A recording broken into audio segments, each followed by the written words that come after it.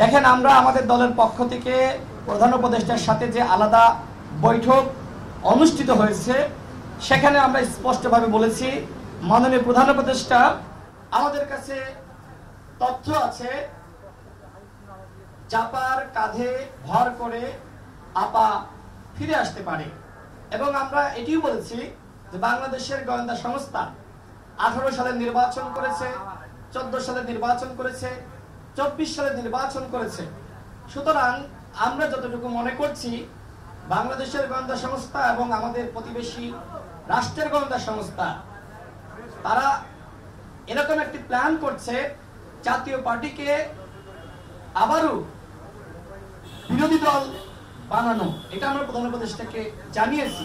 তিনি আমাদেরকে বলেছেন তাই নাকি, তিনি একটু বিস্মিত হয়ে আমাদেরকে জানিয়েছেন।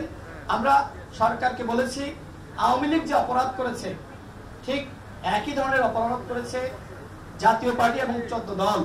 সুতরাং আওয়ামী লীগকে আপনারা যেভাবে নিষিদ্ধ করেছেন ঠিক একই প্রক্রিয়ায় জাতীয় পার্টি এবং 14 দলকে নিষিদ্ধ করতে হবে। আমরা প্রধান উপদেষ্টাকে স্মরণ করিয়ে দিয়েছি, আমাদের দল গণ অধিকার পরিষদের পক্ষ থেকে জাতীয় পার্টি এবং 14 দলকে নিষিদ্ধ করার জন্য তার বরাবর একটি স্মারকলিপি দিয়েছিলাম এবং নির্বাচন কমিশনেও আমরা আরেকটি অভিযোগ দিয়েছিলাম যাতে করে জাতীয় পার্টি এবং 14 দলের নিবন্ধন স্থগিত করা হয়।